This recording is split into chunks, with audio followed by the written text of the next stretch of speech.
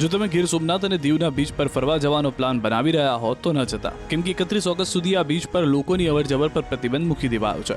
ગુજરાતમાં ચોમાસાના આગમન પહેલા અરબી સમુદ્રએ રૌદ્ર સ્વરૂપ ધારણ કર્યું, જેથી કોઈ આકસ્મિક ઘટના ન બને, જેને લઈને પ્રવાસન સ્થળો પર સુરક્ષા પગલાં લેવામાં આવ્યા. દીવના નાગવા, જલંધર, માંડવી અને ઘોઘલા બીચ તથા સોમનાથ નજીકના મારુતિ બીચ પર પ્રવાસીઓને દરિયામાં નહાવા કે નજીક જવા પર પ્રતિબંધ મુકાયો છે. 1 જૂનથી 31 ઓગસ્ટ સુધી આ પ્રતિબંધ અમલમાં રહેશે. દીવ અને સોમનાથના દરિયાકાંઠે પોલીસ બંદોબસ્ત કડક રાખવામાં આવ્યો છે.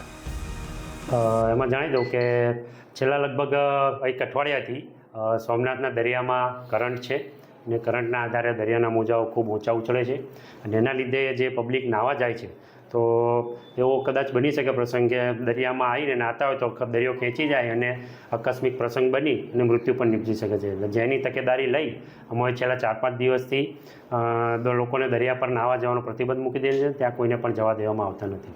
યાત્રિકો અવરજવર કરે છે તો આપણે દાદાના ત્યાં દર્શન કરે અને અહીંયા સોમનાથ ટ્રસ્ટ તરફથી વોકવેમાં આવવા જવા માટેની સુવિધા છે ને વોકવે બનાવવામાં આવે છે. તો વોકવેમાં પબ્લિકને વિનંતી છે કે વોકવેનો લાભ લે અને વોકવેમાં ચાલી અને આનંદ માણે. બાકી દરિયામાં જવાનો પ્રયત્ન ના કરે કે દરિયામાં અમારે મહેરબાન કલેક્ટર સાહેબનું જાહેરનામું છે અને એનું પાલન અમે સખતપણે કરાવી રહ્યા છીએ. ચોમાસું ગુજરાત તરફ ધીરે ધીરે આગળ વધી રહ્યું છે અને તેવામાં પ્રવાસન સ્થળ દીવ હોય કે સોમનાથ નજીકનો જે દરિયા કિનારો છે તે તમામ જગ્યાએ હાલ જિલ્લા પ્રશાસન દ્વારા ભાવિકોને દરિયા કિનારે અથવા તો પ્રવાસીઓ જે હોય છે તેમને દરિયા કિનારે આવવા ઉપર પ્રતિબંધ મૂકવામાં આવ્યો છે. ખાસ કરીને પ્રવાસન સ્થળ દીવની વાત કરીએ તો 1 જૂનથી 31 ઓગસ્ટ સુધી દીવના દરિયા કિનારા ઉપરના જે તમામ બીચો છે ત્યાં આગળ પ્રવાસીઓને દરિયા કિનારે જવા ઉપર પ્રતિબંધ મૂકવામાં આવ્યો છે. તો સાથે સાથે પ્રથમ જ્યોતિર્લિંગ સોમનાથ મહાદેવનું મંદિર કે જ્યાં આગળ પણ દરિયા કિનારે એક બીચ આવેલો છે જેમને મારુતિ બીચ નામ આપવામાં આવ્યું છે અને આ મારુતિ બીચ ખાતે પણ પોલીસનો સુસ્ત બંદોબસ્ત છે તે જોવા મળી રહ્યો છે. કારણ કે હાલ જેમ જેમ ચોમાસું છે તે આગળ વધી રહ્યું છે અને તેમ તેમ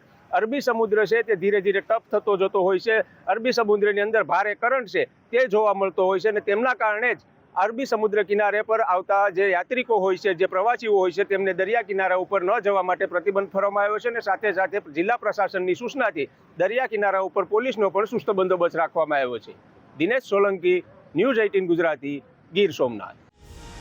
જો તમે ગીર સોમનાથ અને દીવના બીચ પર ફરવા જવાનો પ્લાન બનાવી રહ્યા હો તો ન જતા, કેમ કે 31 ઓગસ્ટ સુધી આ બીચ પર લોકોની અવરજવર પર પ્રતિબંધ મૂકી દેવાયો છે.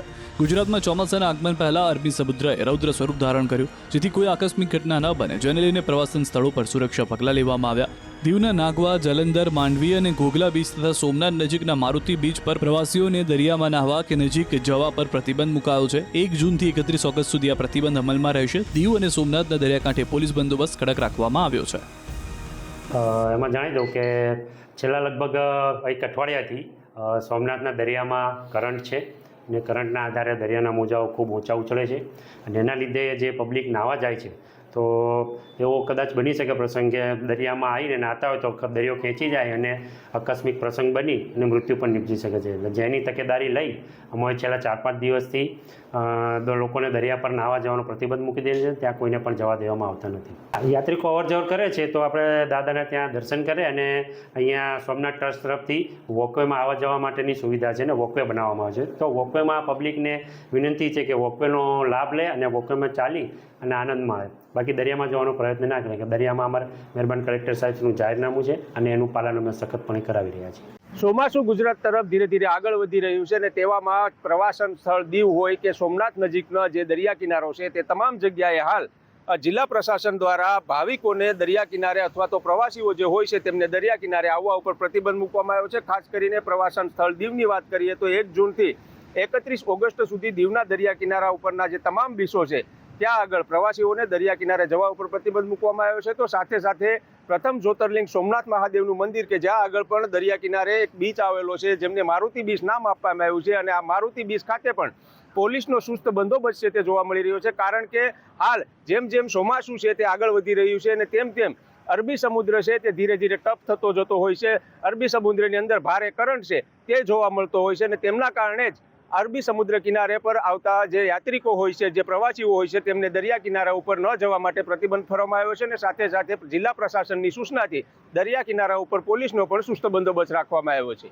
દિનેશ સોલંકી, ન્યૂઝ 18 ગુજરાતી, ગીર સોમનાથ.